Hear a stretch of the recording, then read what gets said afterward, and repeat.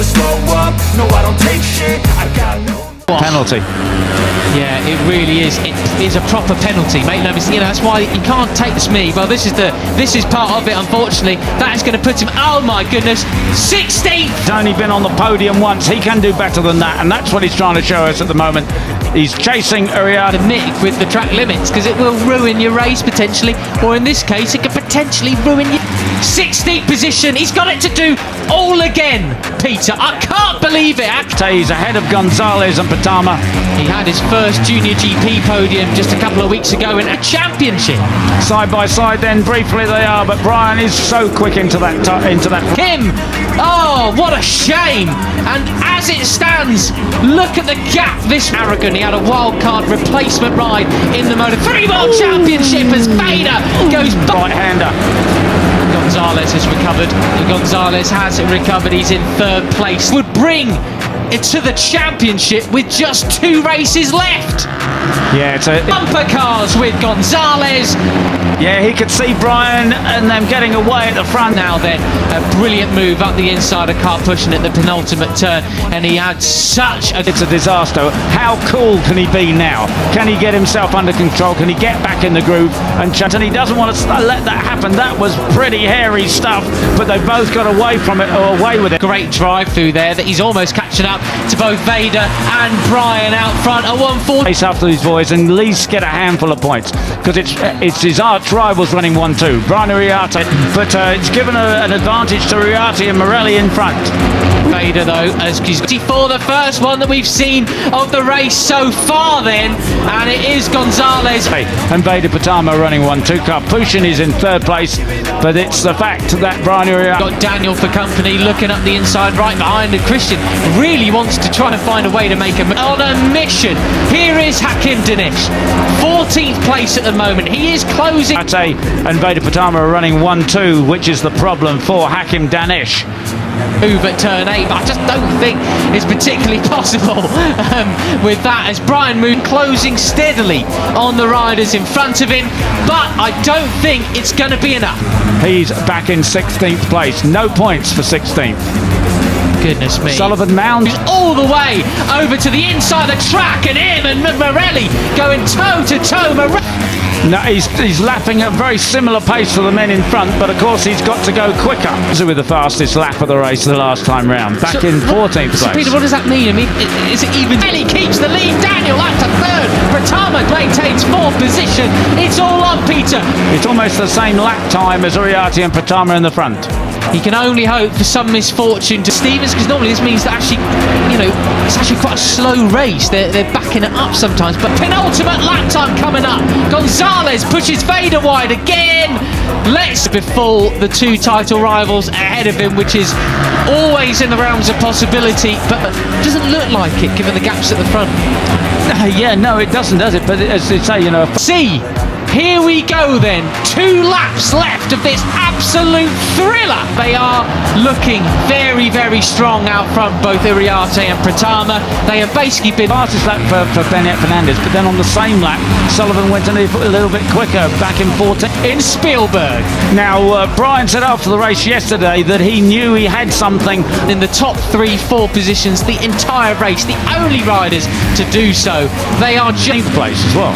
So, anyway, right, so it's Uriarte from Petama over Vader Petama. He said, I can't tell you what it is, but I know something that he doesn't. That's on another level here.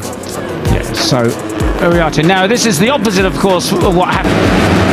There's the 70 of Christian Daniel Jr. back there in 6th about this track. Well, this is the time to show what he can do, because he's with Vader Petama back in 4th yesterday, which was Vader leading all the way, and Brian Uriarte watching what he was doing. Just been passed by Gonzalez. Benet Fernandez in 4th place. In fact, 5th or 6th place at the moment.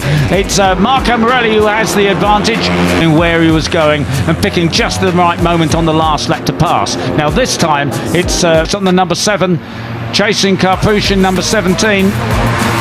And so far, Christian Daniel Jr. up into third place behind Brian Uriarte, and Vader Patama back in. Vader, who is watching Brian to see where the Spaniard is quickest. Morelli's also recovered there. Uriarte and Vader Patama absolutely unable to do what they did yesterday, which was race ahead at the fourth place under great pressure from Beñat Fernandez and Gonzalez and Capuchin. It's all very well. And after being completely pushed wide a few laps ago now, he's kept it calm. He's back up to fourth. At the front of the field. Be very careful of the green stuff on the exit. On having the upper hand and knowing something about this track that Vader doesn't. But Brian, Vader behind you. What have you got on position? It's now a leading quartet. You've got Beñat Fernandez leading the chasers just behind the back of that turn. Joel Pons having his best ride of the year so far at the moment. The number 6, Marco Morelli out front. No plan B. 95 looking for a ride in the World Championship. Tyre as he used up coming all the way from the back of the grid towards the front now. Steen into 10th place just behind Carter Thompson from towards the back of the grid.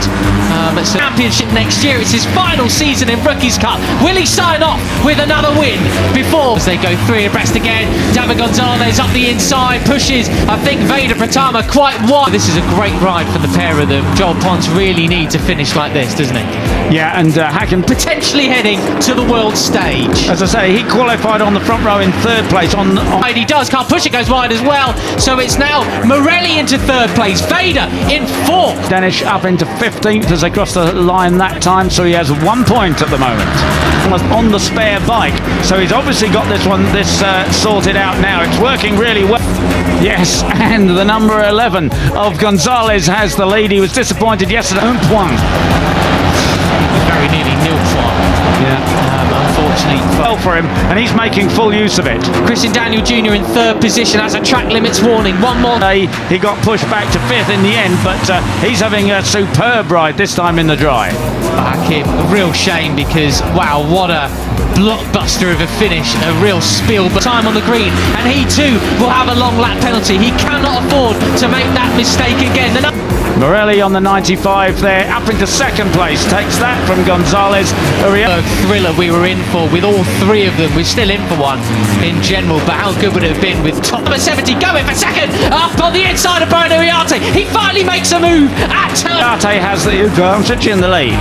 Well, Danish set a 145.2 last time around, 3 in the championship, all battling out for the top 3 positions in the final part of. And 7, absolutely brilliant from the American, up in the second spot.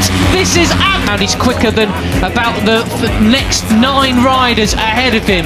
But is it going to be in the race? Still 5 laps to go, a fair way. We'll keep an eye on Danish. He's up in a 14th at the moment. Absolutely sensational. And it's going to be about 5 abreast on the brakes here. It's not enough. He's still 1 second adrift from the chasing back. He's got it all to do, bless him. Come on, Hakim. And it looked to me Danish did a 149. Most